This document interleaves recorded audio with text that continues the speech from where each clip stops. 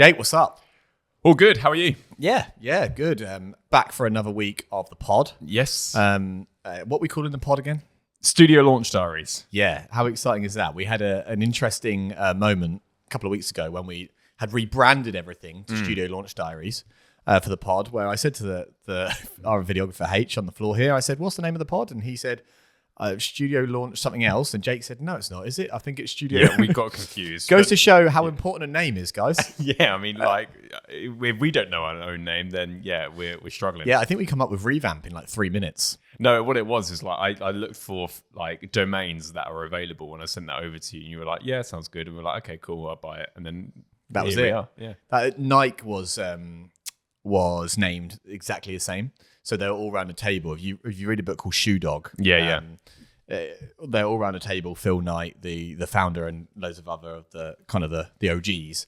And then someone was like, "Yeah, like how like Nike, that's funny." And they were like, okay, we'll just call it that. Yeah. Because it used to be called Blue Ribbon, didn't it? Yeah, usually like names are only like given to things temporarily and then it just sticks. Yeah, that's exactly what it was like. Anyway, today, guys, we are going over the 10 biggest mistakes a brand new founder, studio owner, makes during launch. Yes, and I thought it would be quite a fun little game today. If I bring 5 to the table and you bring 5, we haven't told each other what these are. So, I mean, the worst case scenario, there are only 5 mistakes because we've got exactly the same ones.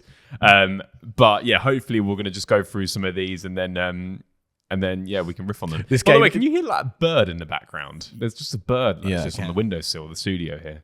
Oh, well, it's gone. This is like that game in school where the teacher goes, everyone put their hand up and think of, and you all put your hand up, and you're like the last to be picked, and you haven't got anything, and you're going, my mate's just taken that. Yeah. Damn. By the way, talking about like your references of things, as soon as you mentioned that last week about the internship, I watched that film, and that bit happened, and it made me laugh. Anyway, moving on. Anyway, right, Jake, do you want to start? Yes, yeah, I'm going to start. Should we set the parameters here? Yeah. I think just a quick one. We're giving you the 10 biggest mistakes based off our experience, not just with clients, but ourselves. And we're giving you these so you don't have to make these mistakes. Yeah. So I don't think there's too many mistakes outside of these 10. And actually, there are some people that I know are launching studios at the moment. And this is kind of like inspired the idea for this podcast because yeah, when you look at other people launching, you think, oh, why have you done that? Don't do that. And yeah, so this is kind of why I thought today would be a good topic. Okay, I'll go first. Okay. So I can nick one of yours. I'm going to start super boring, so don't turn off the pod just after the first one. I'm going to go no financial modeling. Right, so story. Okay. One of our, I'm going to say one of our old studio owners was setting up a business, and they had an incredible launch, right? We, I think we accounted for about 16K up front. Incredible launch. Obviously, we had costs from day one and all sorts, right? And about month 3, it was like starting to be a bit panicky about cash flow. And that's because there was no projected P&L done. He joined us after this had all apparently been completed. And there was no kind of modeling done at all in cash flow, no projections done, absolutely nothing. So he was struggling from cash flow because even though we had such a great upfront launch with 16K in the bin, it was then, we hadn't adjusted that cash flow for month 2 or 3 because let me tell you our experience, we've had 2 full launches just like that. So let's say revamp opens a new revamp, we bring team on board, our costs kind of sit at around 8 to 10K, something like that.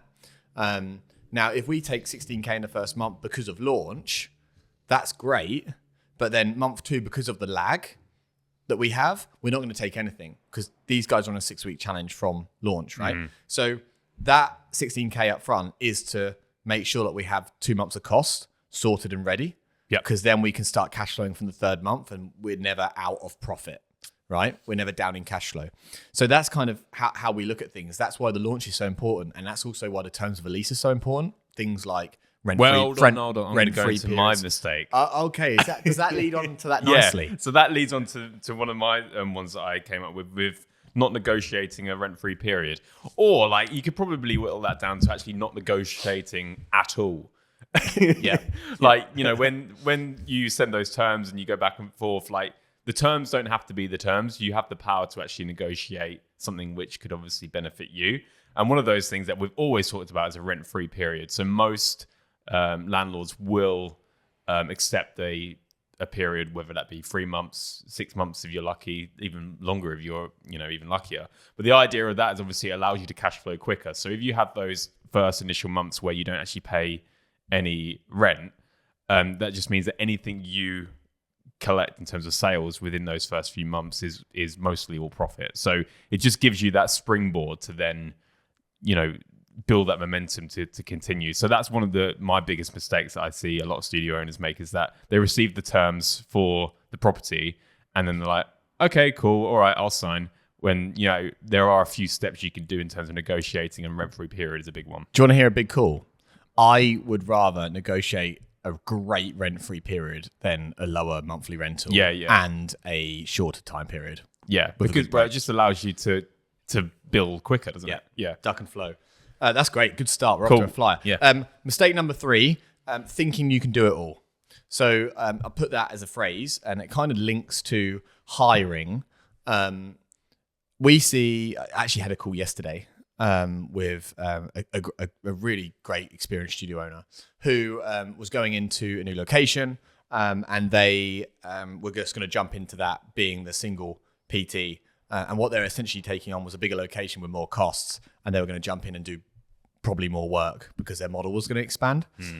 So I always push all of our owners. I think the part of stepping into ownership is stepping into operations and actually managing.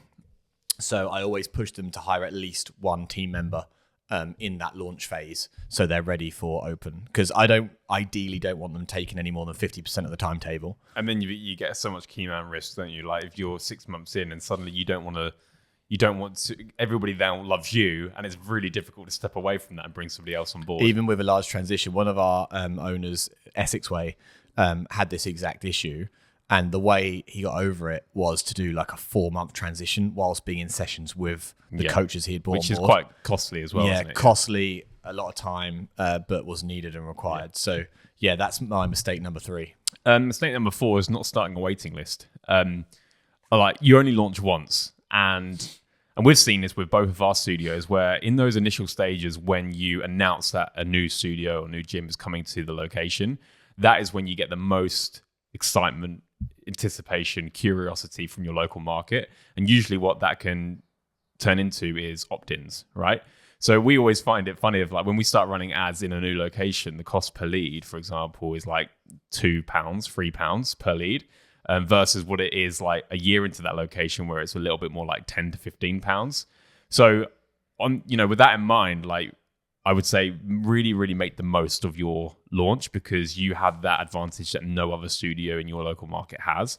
So part of that is to build a waiting list, because what you can then do is obviously organically or through paid ads, get people to opt in to hear first about new updates or when you are launching the studio. And obviously our appointment queue strategy comes into this as well in terms of actually getting those consultations booked further down the line.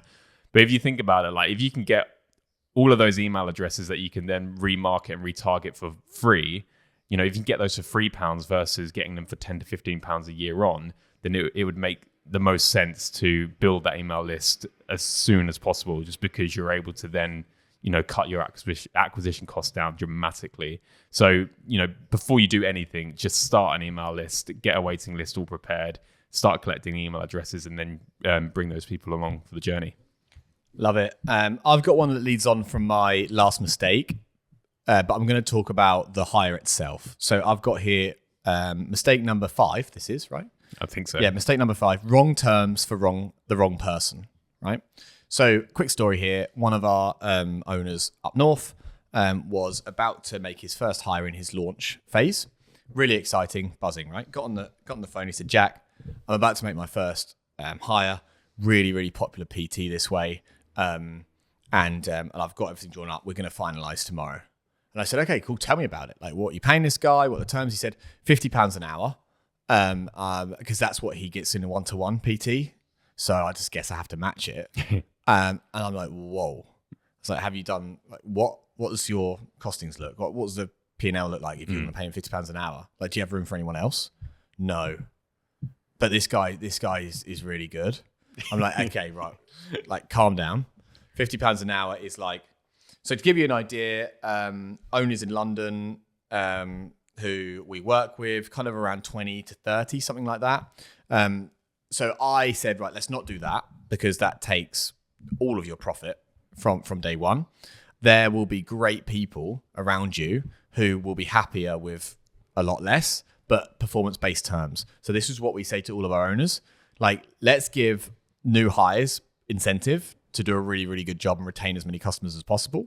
So a lot of our guys will start, for example, at 1750 or 20, hit a certain amount of recurring members. They go to 22, 25, and so on. And they'll keep taking them up. We're at 25. And that seems to work incredibly well. A small group, guys, you got to think about it. The coach has guaranteed income, whether there's one person there or 6 people there. They don't have to program. They don't have to take anything home. They don't have to do comms with members. They don't have to acquire They don't have to acquire any customers. It's there ready to go, right? And they get paid for their hour. And by the way, we are seeing quite a shift where people are going, actually, I want to have that coaching role. Yeah. Which is, even though it's less money, but it's I guess it's less risk to them. So they're coming into that coaching role. It's just got to be the right type of person. Like risk reversal and that balance, isn't it? The more risk that we absorb as a company, the less that they do. The more risk that they do, obviously, the less. So it's about, controlling what we can control. And I think that's a big one. Yeah. Shall I come on to the next mistake? Yeah. Mistake number 6. Yeah. So again, this is a heated debate. We never, ever publicize our prices. Ever. And there'll be certain gym owners or personal trainers that disagree with that. There'll be certain ones that agree with that.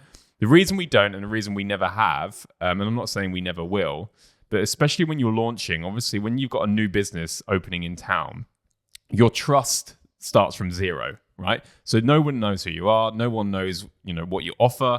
Everyone's a little bit intrigued and curious as to whether this is legit and all that type of thing. So the reason we don't publicize price is because we want ourselves as people to do the selling, not our, social media or our content or our website or anything like that. Think about it. If you were trying to sell anything, who are you going to rely on more? You as a founder who have believed in it from day one, built a story and actually kind of, built all that traction, or a paragraph on your website with a link to pay. I would personally trust the individual more over a conversation than I would just looking at a landing page for a business that doesn't actually exist yet. So I never publicize price because I always feel like we can do better selling than a website or a pricing page can. And for that reason as well, I'd much rather facilitate a conversation with the prospect where they can come in, they can view the space, or they can jump on Zoom and we can actually talk through a presentation about what we can offer and how it can help and all this type of thing. We can cover objections. Like, there's so much more that can be done, which can then obviously anchor the price and make it way more valuable in the prospect's eyes. So that's why we don't publicize price. I saw somebody the other day announce that they were launching a studio, and they put all their prices up straight away on their first post about launching the studio. And I just think, like, you're kind of hoping that post in itself will do a lot of the selling and create all that perceived value, when what you could have done is just built up anticipation, segment the prospects based on what they're looking for, cover objections in the sales conversations, and the market has align your price. No idea of the context. That's the issue. Yeah. So the market just straight away compares you to their leisure centre gym or a pure gym. They have no context as to what you do. And a lot of the time that needs education, in terms of, like, we're actually cheaper, for example, per session than a personal trainer probably would be. So that person, so then you're actually having a conversation about, okay, well, how many times do you see your PT currently? Oh, once a week. Okay, right. How, is that helping you? Is that getting you to your goals? No. Okay, well, do you think 3 sessions might help you get to your goal? This is why we're better. Yeah. No, love it. Yeah. Cool. Mistake number 7, emotional decisions on limited feedback. So 2 things here that I've seen. When you launch, you have to have thick skin, because people genuinely don't like people doing well, right? I don't like, that's not necessarily a dig at all the human race. I definitely think that's a lot of people. I think what we've experienced is that everybody will support you when you're starting, but when when you've got proof that actually what you have is growing, that's when people start to be like, oh, actually, I don't support. I don't want them getting too far ahead. Yeah. I kind of like them just being my close neighborhood local fitness studio. And it's definitely something that like we've had to deal with. All of our guys have had to deal with. One of our guys was launching a third the other day. He said, right, about to hit go on the launch, prepare for the abuse. Yeah. And it's because he's grown this thick skin, which you need when you launch, because you get all kinds of assholes in the comments. I don't actually think like it's thick skin specifically for launching. Like you need it just for running the business in general. Of course you do. Like starts in launching though, right? Yeah. But even, when you're handling disputes or, negative feedback or anything like that, obviously you have to care. That's a given. But like it shouldn't really ruin your whole day or your whole week. No. And there was a point where it used to for us, like, well, personally speaking, it did. Like, when we were first getting into business and we had to deal with negative feedback, like that would be on my mind all day, all night. I wouldn't be able to sleep. So it's only natural, but then I think you develop a thick skin over time, don't you? So that's one. When you get abuse online in your launch, you start making decisions and pandering to that abuse because one person said it. I've seen that happen before. Yeah. Another thing I've seen happen when you're launching, especially if you're going from PT to your own facility, your current clients that you PT are going to have a lot to say about what they want it to be. Very, very dangerous, like accepting that feedback and then making decisions on pricing, membership types, all of that stuff based on a few of your current OGs. So wait, you're not going to have an open gym slot? No. Why? Yeah. No, Jack. I think one session a week is what I would like. Yeah. That's okay. I'll make sure there's one session a week for you. So it's, very, very dangerous. So don't make emotional decisions based off limited feedback. Don't worry about the people online because ultimately they're just making up for their shortcomings. Ooh. Number 8. Spicy. I got out of bed angry. Spicy. Number 8, Jake. Mistake number 8. Yeah, not having a measurable sales process. What is wrong with you? Sorry, have I taken all of yours? You've taken 2 of mine so far. Oh, sorry. Well, it just shows we're aligned. Selling? What do you know about selling? I say like sales process. I mean like kind of not actually measuring any metric within the business. Okay, fair. So like, let's look at your entire sales process. What are the stages? What are the pipeline stages of that whole process? Well, we've got, you need leads, and those leads need to book appointments, and those appointments need to show up, and those people that show up need to actually sign up, and those people that sign up need to actually recommit to a membership, and those people that have on the membership, they need to actually stay and not churn, right? So I think those are the stages that we obviously measure. So we know every single conversion from each stage down to the decimal, right? So that just enables us to get a kind of objective view of the business so that we know exactly what cracks we need to cover, right? So, if we've got low lead to appointment book percentage, then we know that, okay, that needs to be fixed. If we've got low show up rates, then we need to look at kind of what happens within that process and see if we can bump those up. So I think just measuring every single metric that drives growth for the business is something that needs to happen, and a lot of studio owners neglect, especially new studio owners who are obviously used to just kind of word of mouth as a personal trainer, for example. We never make emotional decisions based on acquisition just because we measure it. So we know exactly what our cost per acquisition is. That enables us to scale spend. That enables us to, clear the calendar to facilitate appointments. All of those things, all of those decisions that we need to make, which for most personal trainers or studio owners would be difficult ones, we're able to make quite easy based on the fact that we measure. Love it. Okay, that's going to lead really nicely into my mistake number 9, which is no direct selling in person.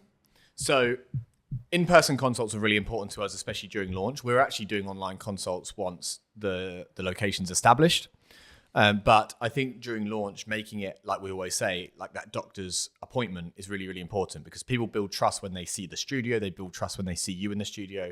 They build trust when they see you in the studio with all the clothing on and so forth, right? So that's number 1. That's really important. I see mistakes made when people just start phoning people and trying to sell them on the phone. Having actually not opened the doors yet. Another one is a quick story. A studio owner come to us because he couldn't get anyone into the business as a front end, but he had actually had 10 consults before he had opened his doors, and all 10 had not signed up. And I said, like, there must be an issue here. You've had 10 consults, like that's a nice start, but ideally, like 50% conversion rate is like minimal in terms of selling onto a front end. So we should have 5 of those. Why haven't they?